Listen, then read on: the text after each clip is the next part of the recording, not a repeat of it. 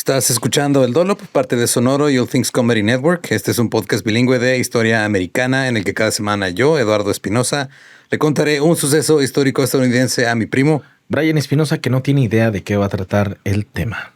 Mira, van a ser dos partes y en la primera parte hasta el final se llega a Estados Unidos porque esta persona hizo un cagadero en muchos lados. Vaya, un loquillo de esos.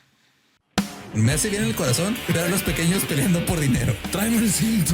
El estado de Washington promulgó una ley que declaraba ilegal molestar o acosar a un pulpo. ¿Dónde sentamos a estos seres menstruantes? No nos vayan a embarrar. Dijo que los saltamontes sabían a nueces y les quitaban las patas y las alas y les podía hacer mantequilla. Ajá. Aquí ya hace un pendejo. La chinga de mi boca.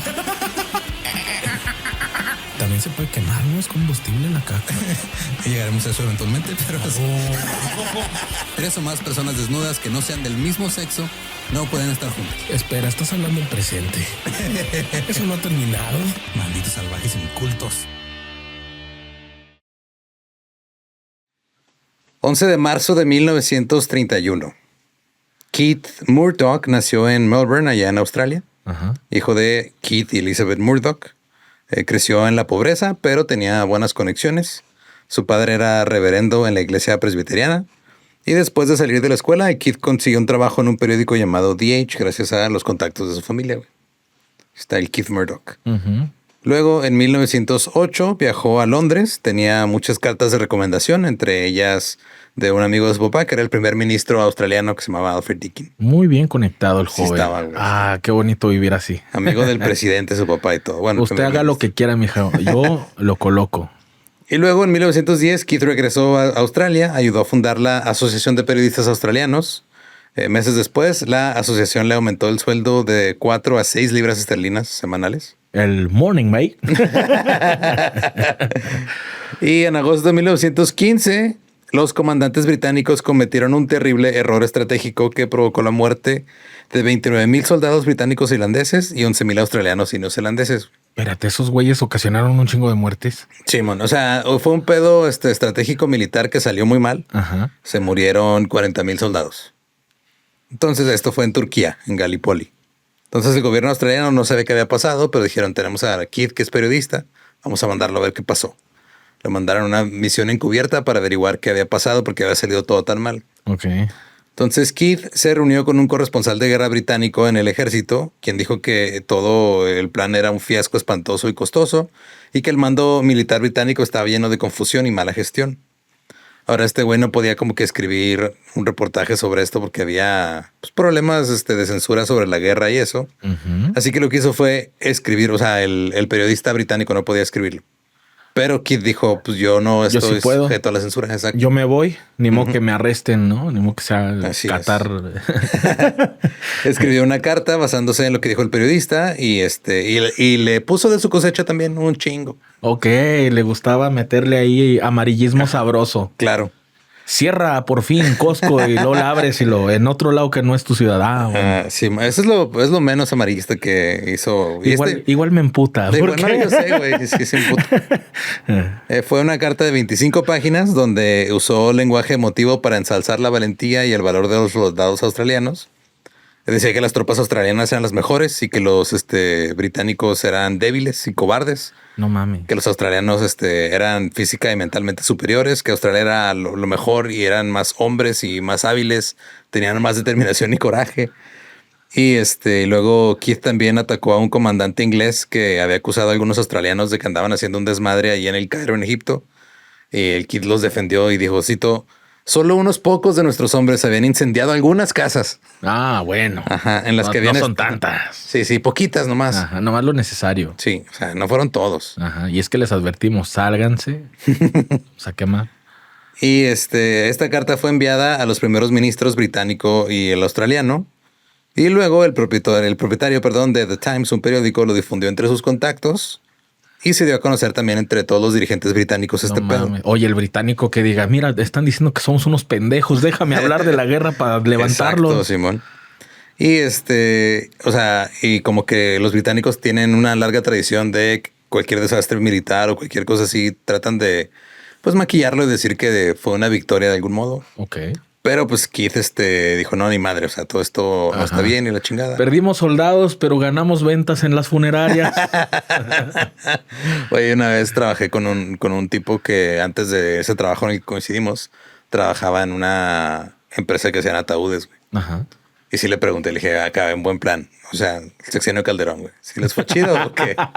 Me dijo, pues sí, un poco. Había mucha hora extra, fíjate. Sí, bueno. Entonces, Keith seguía produciendo propaganda diciendo que la Primera Guerra Mundial no tenía sentido. Bueno, la Gran Guerra en ese tiempo. Veía la guerra como un proceso regenerativo para la raza anglosajona y decía que los alemanes estaban haciendo margarina con los cadáveres. O sea, güey, estaba nomás soltando así, cosas amarillistas a lo pendejo. Como la margarina. Regresó a Australia. Todo el mundo lo veía como un héroe periodístico. En 1903 se convirtió en el redactor jefe del Herald and Weekly Times. Y él decía, la gente lo que quiere es entretenimiento. ¿Me estás diciendo que este güey se hizo el periodista más vergas por mentiroso? ¿Tú crees? Wow. Y el episodio ni siquiera es de este güey. Este güey es el papá del que vamos a hablar realmente, güey. La madre, ok. Tan no nace el engendro. Todavía no nace el otro güey. Pero nomás es para que vean por qué el otro güey terminó haciendo lo que ha hecho. Es como el Assassin's Creed 3. Ándale. Chingón. Sí, dijo que si el Herald, cito, intentara ser demasiado serio y respetable, perdería a los lectores de la clase inculta y poco reflexiva. Ok. Dijo, si publicamos palabras como reflexiva, los pendejos no nos van a comprar. Ponle ahí presuntamente y ya no. Y ya con eso, sí. Ya puedo decir lo que quiera. Así que empezó a centrarse en historias de interés humano, historias emotivas y nomás en el puro sentimiento. Y luego también empezó un periódico deportivo, empezó concursos de belleza y un concurso para, cito, el mejor bebé del Imperio Británico. Ajas, ya están premiando al mejor bebé. Sí, bueno, obviamente todos los que ganaban eran blancos, pero bueno. Pues sí. Pequeño detalle nada más. A finales de la década de 1920 expandió su negocio comprando acciones de periódicos en Perth, Brisbane y Adelaide, allá en Australia también. Y luego en 1928, pues así en la sección de sociales, vio así de que la foto de una chavita que se llamaba Elizabeth Green. Dijo, esta la quiero para mí. Así es. Hijos de la chingada. Ajá, entonces la contactó, salieron a una cita, ella tenía 18, él tenía 43.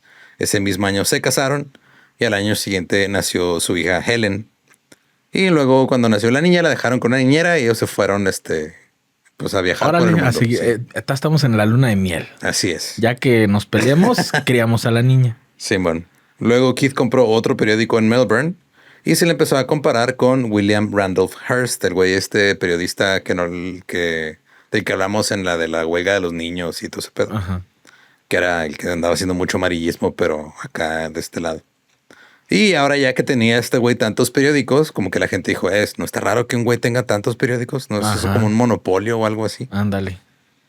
Y luego Keith conoció al diputado laborista de Tasmania, Joseph Aloysius Lyons, que estaba tratando de como equilibrar el presupuesto, tratando de gobernar bien.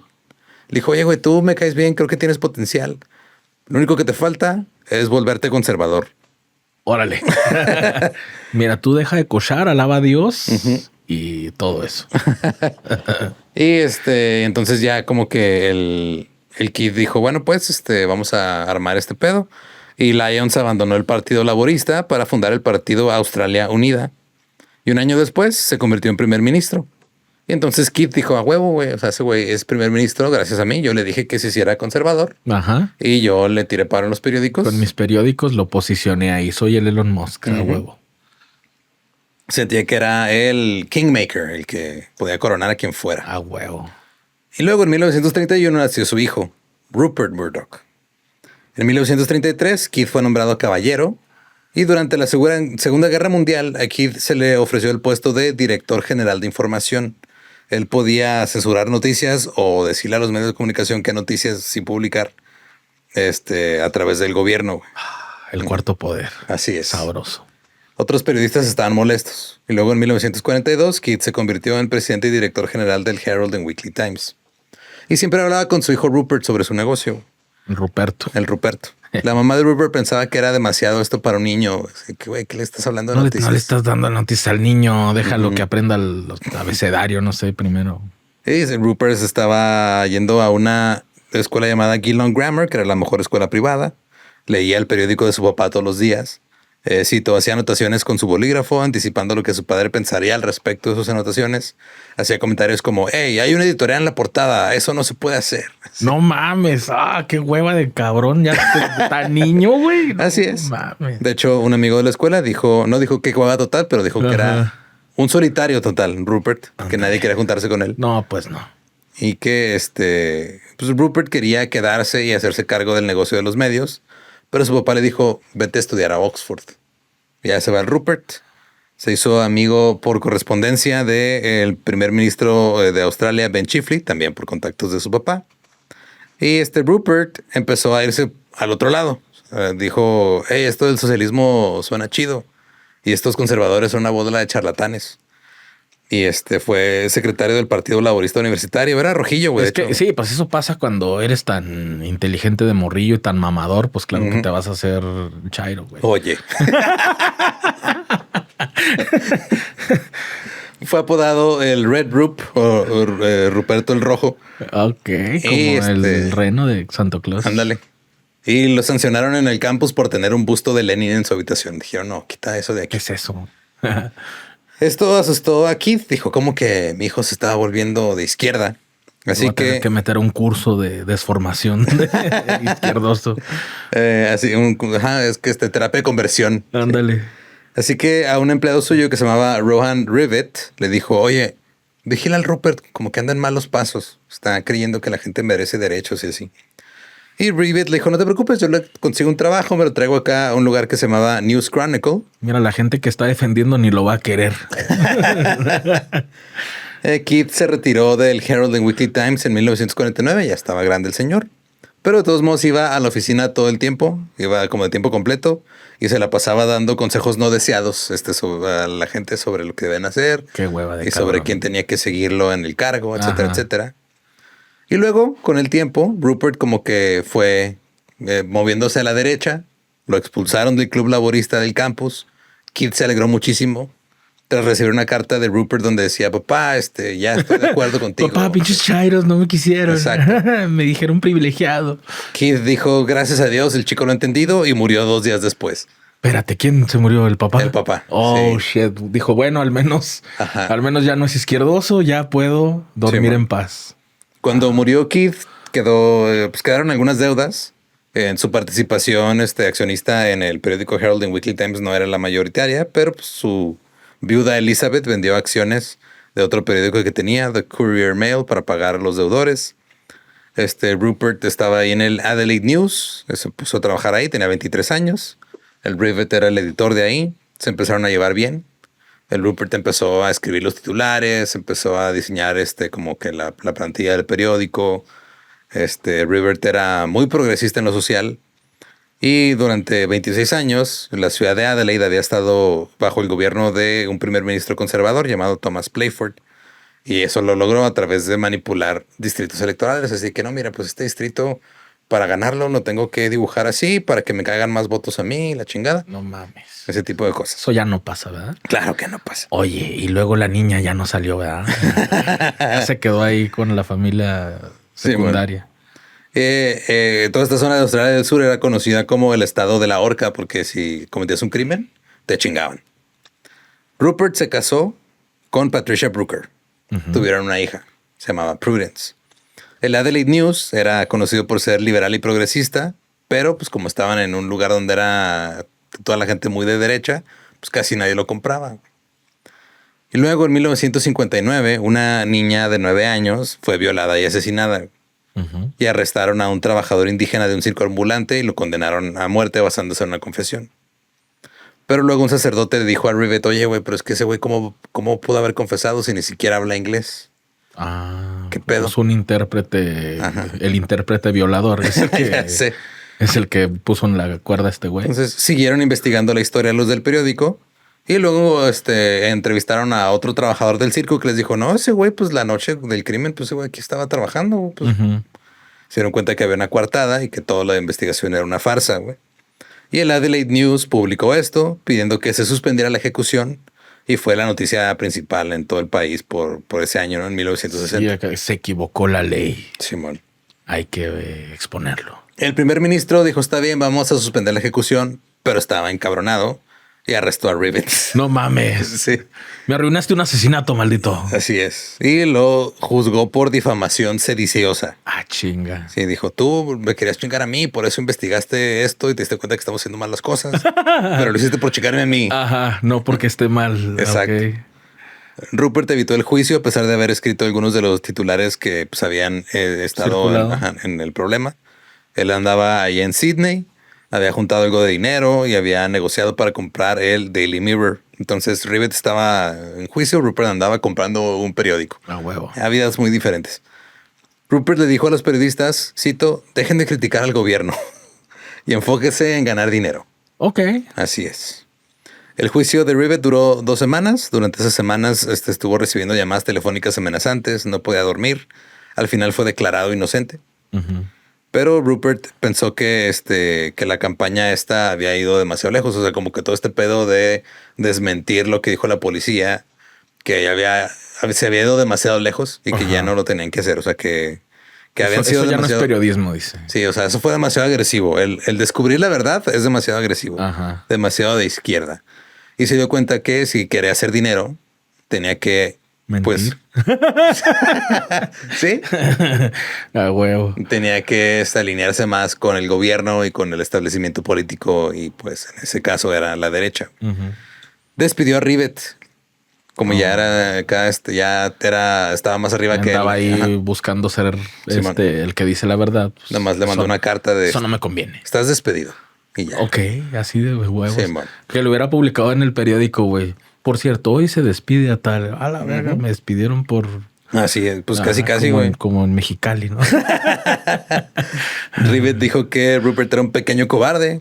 Y el despido sí sacó de onda a la gente porque dijo, estos eran pues los dos que estaban al mando de este periódico y ahora se pelearon, lo corrieron, etcétera. Rupert empezó a expandir su imperio periodístico. En 1964 creó el primer periódico nacional de Australia, que se llamaba The Australian. Era al principio progresista y serio. Criticaba al gobierno por su postura sobre Vietnam. En 1967, el socialista Gough Whitlam se convirtió en líder del Partido Laborista. Y Rupert contrató al ex jefe de gabinete del Gough, un güey que se llamaba John Menadue.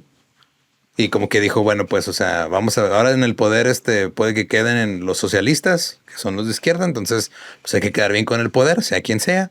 Vamos a ver si este güey, si lo contrato, si me deja, Ok. o sea, si me conecta con. Sí, lo con que, este le, tipo. lo que le convenga.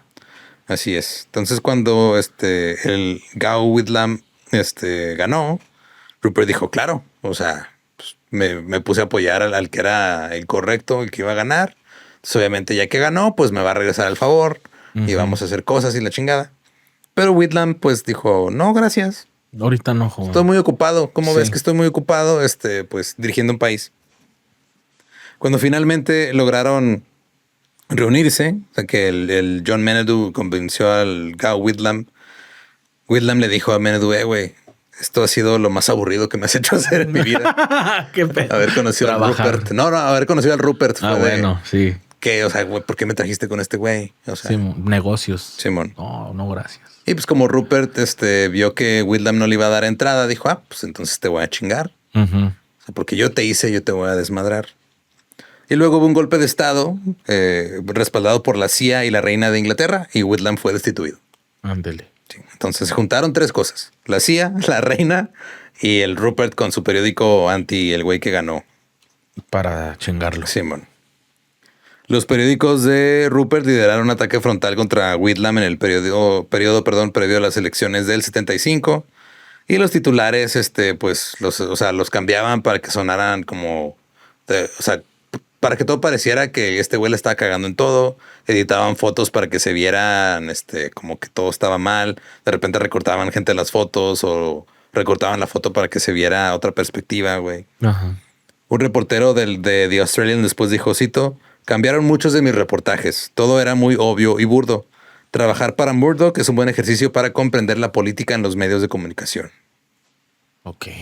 Sí. Qué bonita manera de mandarlo a la verga. Pues sí. Y luego, en octubre del 75, 76 periodistas de The Australian se declararon en huelga, protestando por cito, la forma ciega, parcial, con visión de túnel, improvisada, lógicamente confusa e implacable en la que estaban reportando las noticias. Todo eso venía en el reporte. Así de, ¿saben qué? Implacable, Sí, bueno. malditos. Sí, porque estos güeyes entregaban su reportaje así normal y luego ya cuando lo habían publicado con su nombre, estaba todo editado, alterado y todo mal. Sí, güey, pues a huevo que se van a quejar. Entonces, en una reunión, Rupert preguntó, a ver, ¿qué tiene de malo lo que estamos haciendo acá en el periódico? Ajá. Y uno de los reporteros sacó el Sydney Morning Herald, otro periódico, para comparar los reportajes. Y Rupert dijo, ¿cómo te atreves a mostrarme ese periódico? Esos son nuestros enemigos y nos quieren destruir. Y lo corrió. Sí. No puede ser. Whitlam perdió las elecciones, le echó la culpa a Rupert. Dijo, cito, teníamos a todos los medios de comunicación en nuestra contra, como siempre, pero en aquel momento fueron especialmente virulentos. De hecho, los periódicos de Murdoch se declararon en huelga por el grado de intervención del propietario. O sea, que dijo, güey, este güey está Ya tan estuvo. en contra de mí que su propia gente dijo, te estás mamando. Sí, Se declararon sí, en huelga. sí. Sí, bueno. Oye, poquito y... Poquito, leve, güey. Un periódico así, Ajá. chiquito. Periodicazo en el hocico, Ajá. leve, güey. Sí. Pero oye, le estás dando mucha importancia. Ujú.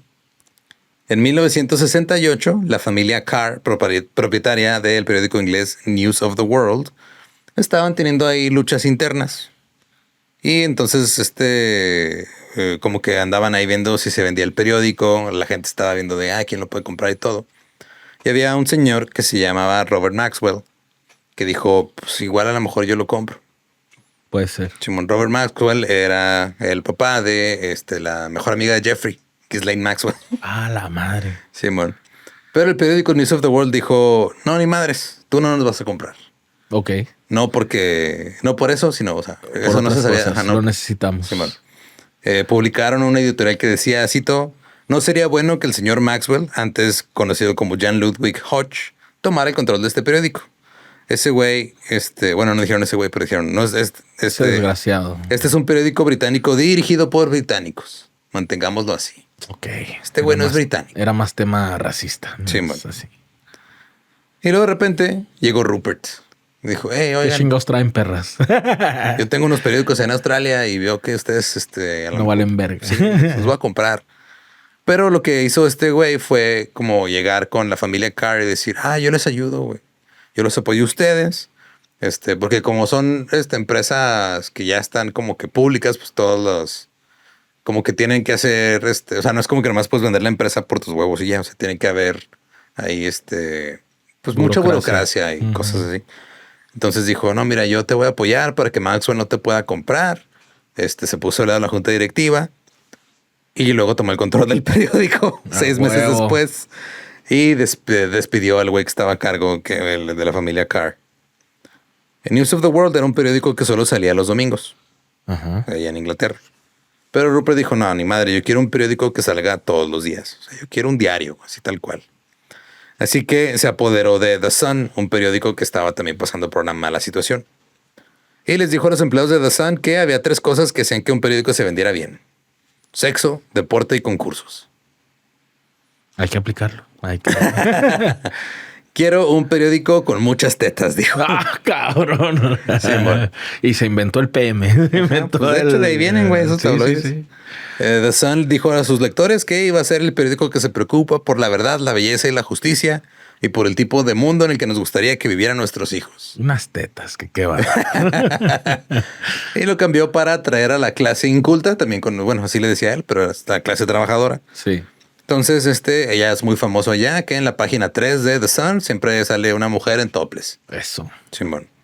Y una vez, no sé si una o más de una vez, pusieron una menor de edad en topless. Ah, cabrón. Una modelo, Samantha Fox, que le tomaron fotos cuando tenía 16 años. Ujú. Topless, que ya no sabía para qué se iban a usar. Ella dijo, bueno, pues eso tengo que hacer para ser modelo. Y pum, ahí está en el periódico. La chingada. Simón.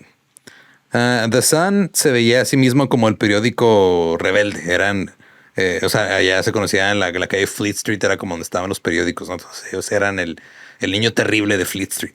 Eran los rebeldes, los desmadrosos. Para 1975, Rupert había logrado que el periódico The Sun hubiera triplicado su número de lectores. Ya estaban en la quiebra. O sea, él los Les agarró. iba mal. Les iba Ajá. mal y él los agarró y triplicó las ventas. ¿Qué? Pasaron de 1 millón de tiraje a 3.5 millones. Y de ahí se inventó la frase de jalan más un par de tetas. que un par de carretas. Ahora el periódico era el diario de mayor venta. Aún así, Rupert decía que él despreciaba a los periodistas. O sea, lo que él hacía no era periodismo. Pendejos ahí diciendo la verdad. No, cuéntame historias. Cuenta historias chidas, enseña chichis. Es lo que la gente quiere. Es lo que vende y ponle ahí algo de fútbol. Cuando le dijeron que un reportero del News of the World había muerto, dijo, bueno, de seguro no fue por exceso de trabajo. Oye, ¿qué pedo cuando pasa eso? Que se muere un reportero y luego lo publican en el mismo. Se acaba de morir mi compa. En otras noticias. Ajá, sí, sí. No mames, qué difícil, ¿no? Sí, qué pues raro. Rupert básicamente dijo, en otras noticias ese güey era un pendejo. Oh, shit. Eso está más gacho. Sí, man. Sí. Luego, en 1973, la familia Murdoch se mudó a Nueva York. Él ahora estaba con su segunda esposa, Anna, y sus hijos Elizabeth, Lackland y James. Rupert compró 2 periódicos de San Antonio y luego comenzó un periódico semanal llamado The National Star para competir con el National Enquirer, que ese sí era un tabloide así de amarillista. Si digo, esos son amarillistas, no me quieren vender su periódico, yo hago el mío, ¿cómo ven? Y luego compró el New York Post por $30 millones. Y la revista Time lo puso en su portada como si fuera King Kong acá destruyendo Nueva York. Ok. También había una madre que se llamaba New York Magazine que estaba teniendo problemas financieros.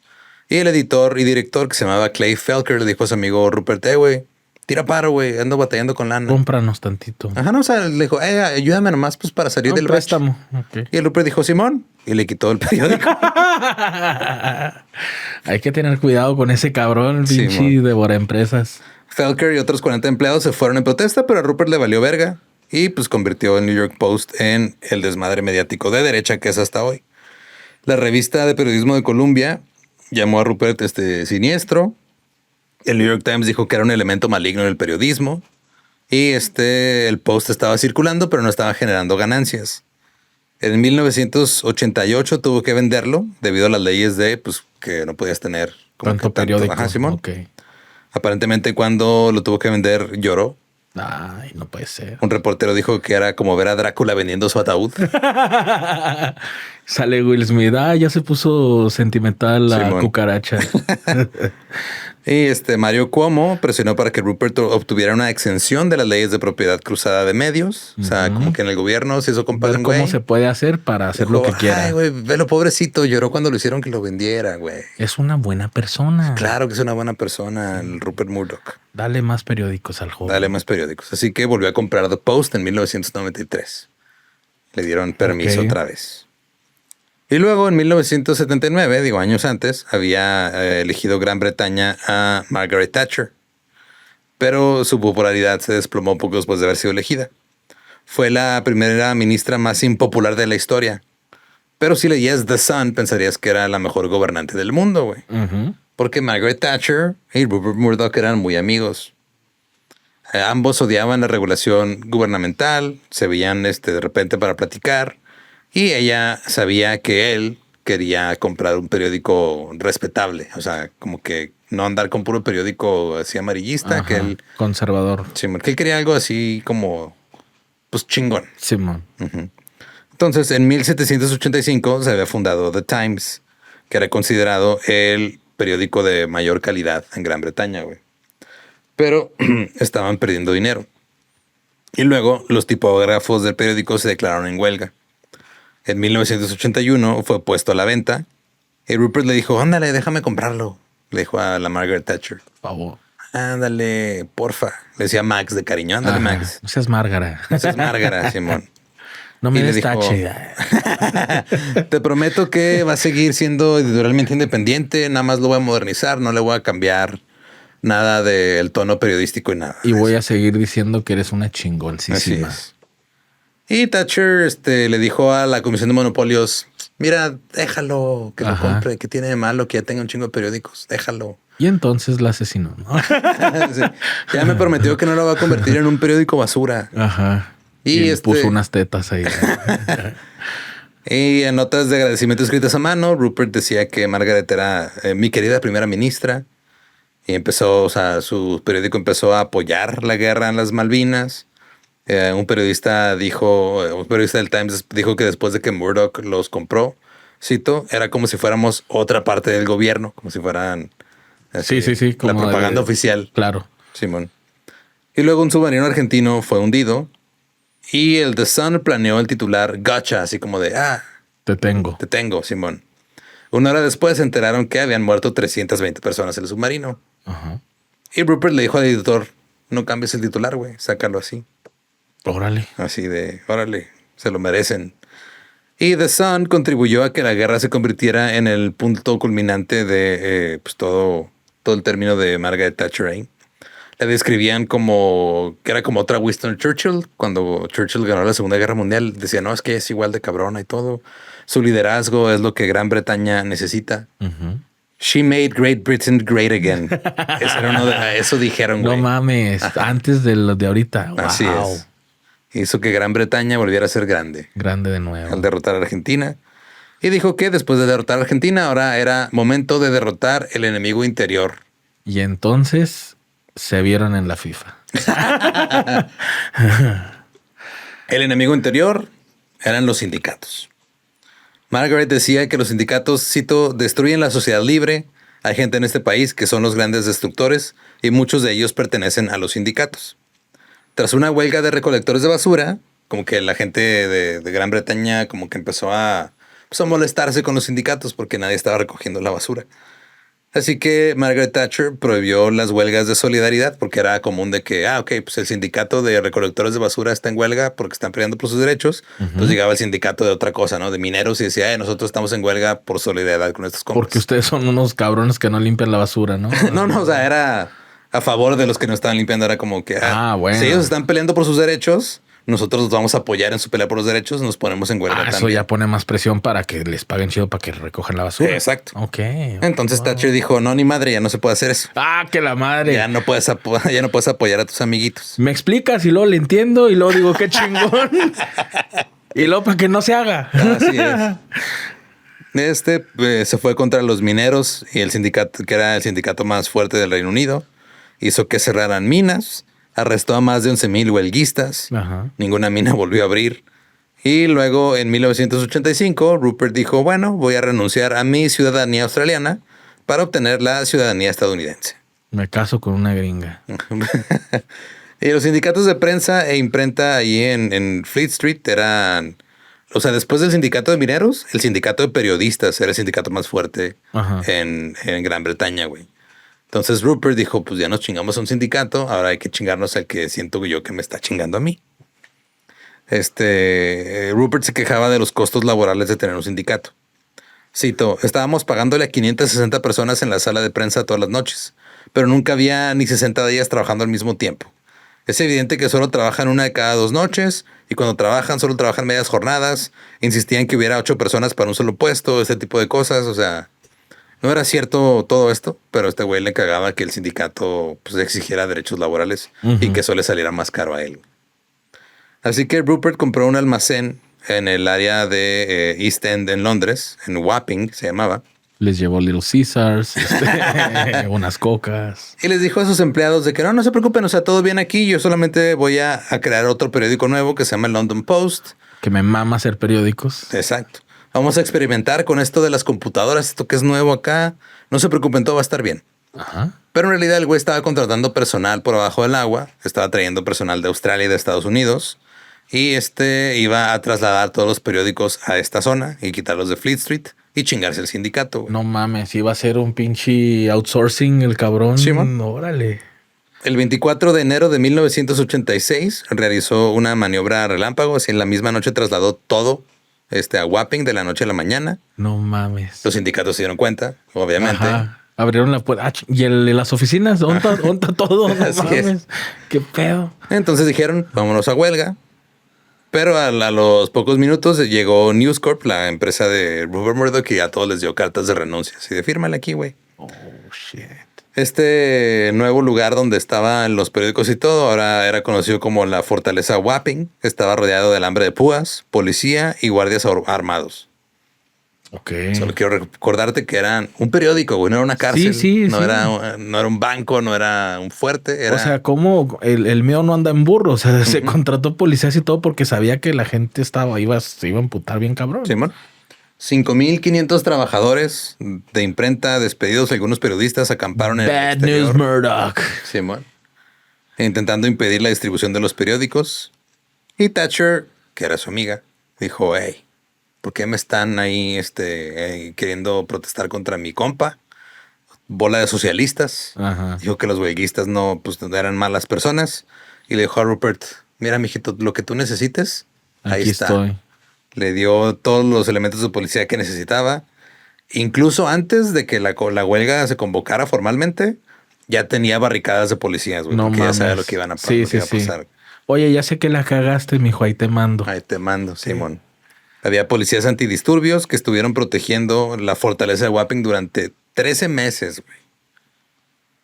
O sea, 1 año y 1 mes. Ajá. Estos güeyes estaban ahí protestando. Ya las personas formaron vacaciones, ya los policías, ¿no? Sí, Toda la man. gente que estuvo ahí. Esto cuidando. le costó millones de libras al gobierno en impuestos y la chingada. La policía actuaba como el ejército privado de Rupert. Por ejemplo, hubo, o sea, al grado de que empezó a haber problemas. O sea, que un adolescente que andaba por ahí, fue atropellado por un camión de estos güeyes de los policías que están apoyando a Rupert y murió. Lo encubrieron, güey. No, aquí no pasó nada. Sí, bueno. Sigue el concierto. Hubo huelguistas heridos y arrestados. En febrero del 87, los sindicatos dijeron, bueno, pues ya nos chingaron, ya nos damos por vencidos. News Corp no recontrató a nadie que hubiera estado dentro de las huelgas. Y desde entonces ya no ha habido ningún sindicato de prensa reconocido en Gran Bretaña, güey. Ajá, lo destruyeron totalmente. Sí, wow, pinche. Otros periódicos siguieron el ejemplo, también se deshicieron de los sindicatos. Los huelguistas fueron incluidos en listas negras y nunca pudieron volver a trabajar como periodistas o en ningún medio impreso, güey. No mames, eso sí es cancelación. Eso sí es cancelación de verdad, güey.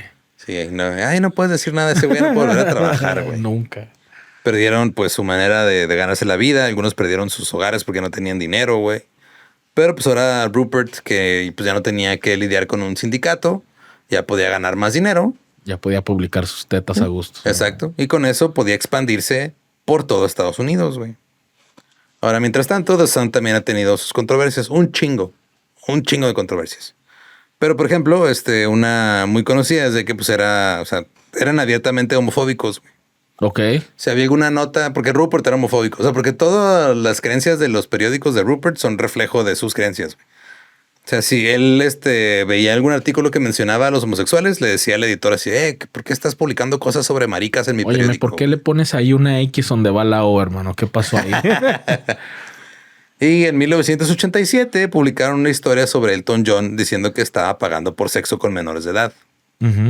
Que estaba contratando lo que le llamaban ellos. Pero ponle que con niñas menores de edad, no vatos. Que estaba, pues nomás querían chingarse a Elton John por ser gay. Que estaba teniendo relaciones con rent boys, le decían. Ok, ajá. Esto se basaba en la historia de un trabajador sexual al cual le pagaron porque dijera que habían tenido relaciones con Elton John, güey. No mames. Y el güey acá de no, y nadie me va a coger. Nomás tengo que decir eso. Ok. Va. El departamento legal de The Sun intentó censurar la nota, decir, ay, güey, no saques esta nota, güey. Te van a demandar por difamación. Vas a valer verga. Y les valió. Y Rupert dijo, no, ni madres. Yo soy Rupert Murdoch. Elton John. Ponle ahí presuntamente. No pasa nada. Elton John es gay y yo lo voy a destruir.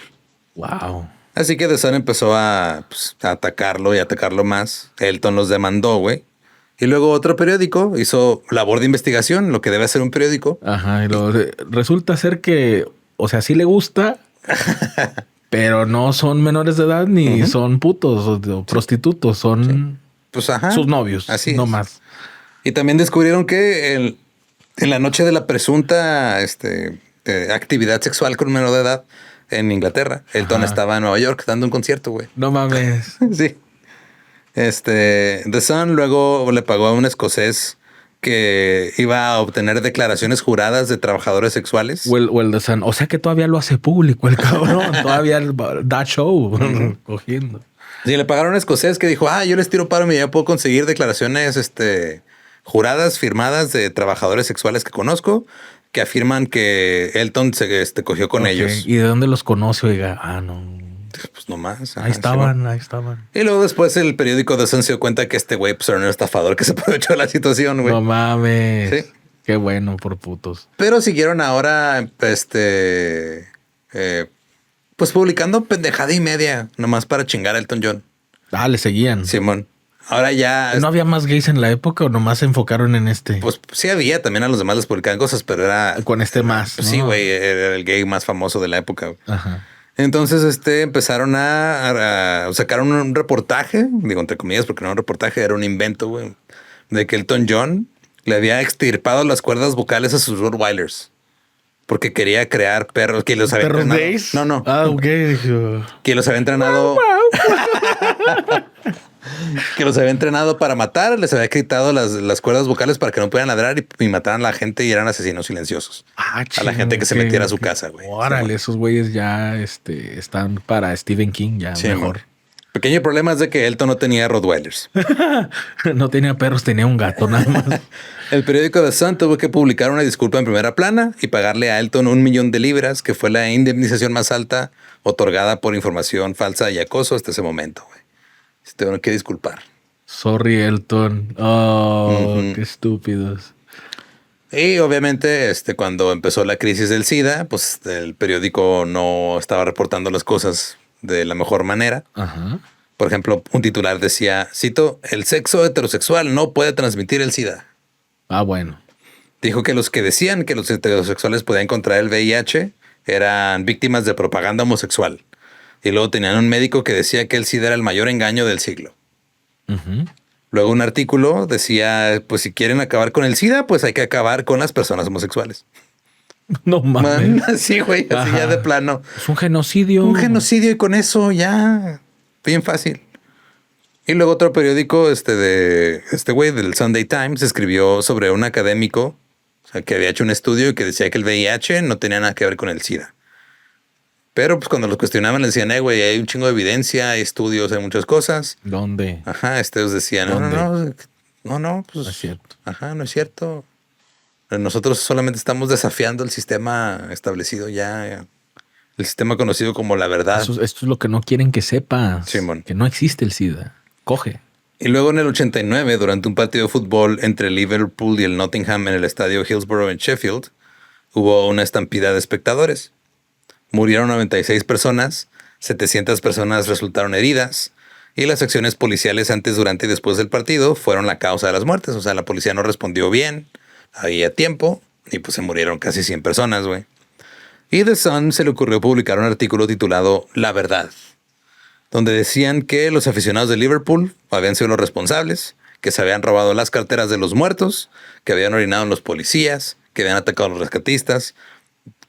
Pues se inventaron un cagadero que no era cierto, güey. Ajá. Familias de las víctimas y algunos heridos empezaron pues a querer demandar al periódico, a buscar justicia y pues lo único que consiguieron fue una disculpa. Y ya. 25 años después. 25 años después. Esto pasó en el 89. Ya se hubiera muerto la señora güey. también. The Sun se disculpó en el 2004, güey. Pero bueno, nos quedamos en que Rupert ya tenía más dinerito porque se había chingado el sindicato. Empezó a expandir News Corp, compró el Chicago Sun-Times, compró el 50% de 20th Century Fox, algunas estaciones de televisión de Metro Media, Harper, Row y William Collins. También compró TV Guide, 17 y Daily Racing Form, unas revistas en Estados Unidos. Uh-huh. Y luego también compró una empresa de Melbourne, que era el Herald and Weekly Times, donde su papá había sido editor en jefe. Y el gobierno lo ayudó con la compra, con la esperanza de que Rupert hablara bien de ellos. Luego en 1990, Rupert creó la compañía de televisión por satélite Sky, allá en Europa. ¡Ah, la madre! Con el objetivo de dominar la televisión por satélite británica. Se fusionó con otra empresa británica para formar B-Sky B. Y Rupert era el dueño del 40%, güey. Estaban endeudados en la empresa, pero pues como que dijo... Le saca de acá y de acá, ¿no? Sí, de tanta empresa que tiene. La empresa estuvo a punto de quebrar. Varios acreedores llegaron y quisieron cobrarle sus deudas a la empresa al mismo tiempo, güey. Pero una mujer de Citibank dijo, no se preocupen, no, mire, o sea, yo voy a hablar con tus acreedores, los voy a convencer de que tengan más tiempo para pagar, así como le hice con los acreedores de un compa gringo que se llama Donald Trump. Ay, no. Y lograron convencer de que se tardaran un poquito más en cobrarles y la empresa siguió ahí todavía bien. Ok. En 1994, el escritor británico Dennis Potter dijo que se estaba muriendo de cáncer y que su tumor le había puesto el nombre de Rupert. Okay. Potter dijo, cito, nadie... Me estás matando, Rupert. Simón. Nadie es más responsable de contaminar la prensa y a su vez de contaminar la vida política. Así que el tumor era Rupert. Sí. Luego James, el segundo hijo predilecto de Rupert, abandonó Harvard, fundó un sello discográfico de hip hop que se llamaba Ruckus Records. Le fue chido, así que News Corp compró la disquera de Ruckus Records para darle... mames, empezaron a hacer rap conservador, ¿no? Ajá, no, pues no, nomás fue como que, mijo, te está yendo chido, mira, te voy a comprar la empresa para que tengas más lana. Bueno. Y ya con eso James se integró al negocio familiar.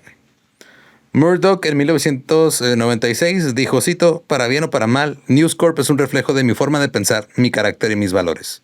Y ese mismo año, en 1996, fundó Fox News.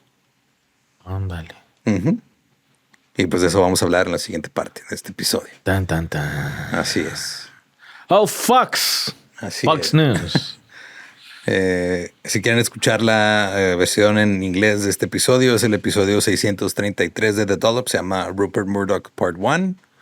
Recuerden que a nosotros nos encuentran en todos lados como el Dollop. A mí me encuentran como ningún Eduardo. Y ahí me encuentran como Brian the Machine. Y pues si no conocen su historia, están condenados a creer que una sola persona controle todos los medios de comunicación de varios países al mismo tiempo. Ajá. Eso no sale bien.